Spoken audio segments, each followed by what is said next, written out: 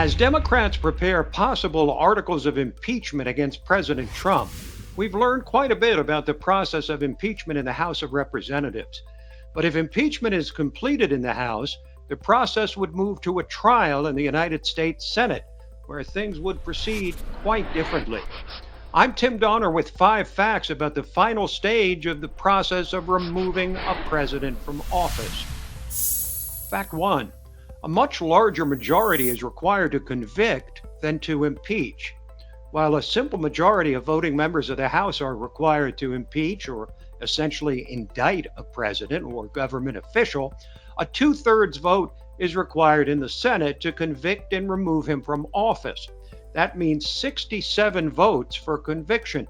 With Republicans currently holding 53 seats and the Democrats 47, it would take every Democrat and at least 20 Republicans for President Trump to be convicted and removed from the presidency. Fact 2. Senate impeachment trials have happened only twice in American history. In 1998, President Bill Clinton was impeached by the House on 2 articles of impeachment for perjury and obstruction of justice by a narrow vote, while 2 other articles failed to pass. The Senate trial lasted for over 1 month.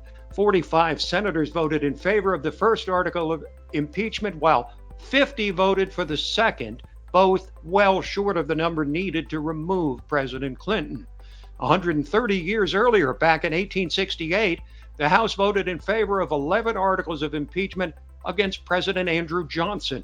He was tried before the Senate, escaping conviction and removal on one of the counts by a single vote, 35-19. This was when there were just 27 states in the Union. Fact 3. The Chief Justice of the Supreme Court would likely preside over the Senate trial. Rules have yet to be determined for exactly how a trial of Trump would proceed, but in the Clinton impeachment trial, Chief Justice William Rehnquist presided over the trial, but did not and could not participate in determining the verdict.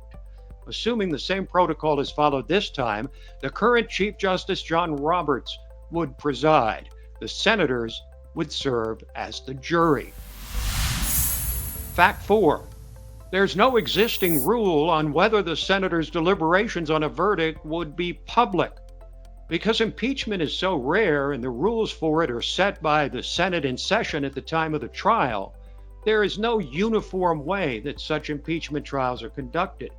In the only instance this has happened in the last century and a half, the trial of President Clinton, senators agreed to conduct the hearings and question witnesses in public, deliberate the verdict in closed-door hearings, which lasted 3 days, and then voted to acquit Clinton with the TV cameras turned back on.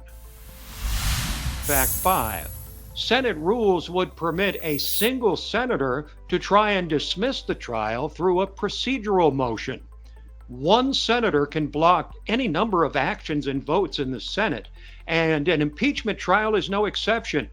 In the Clinton trial, West Virginia's famous Democratic Senator Robert Byrd unsuccessfully moved to dismiss the articles of impeachment, but failed in a chamber dominated by Republicans who held 55 seats at the time compared to 45 for Democrats. Much of what would happen in a Senate trial depends on the specific articles of impeachment that the House might pass and how they're presented in writing and to the public. And strategy for the trial will be determined by both parties, both houses of Congress, and of course the White House, making the process and the length of the trial, if not the outcome, very difficult to predict. Hi folks, Lisa K. Donner here, Editor-in-Chief of Liberty Nation GenZ. We hope you enjoyed watching this video and maybe even learned a thing or two. If so, please subscribe to the LN GenZ YouTube channel right down there in the corner. Thanks so much.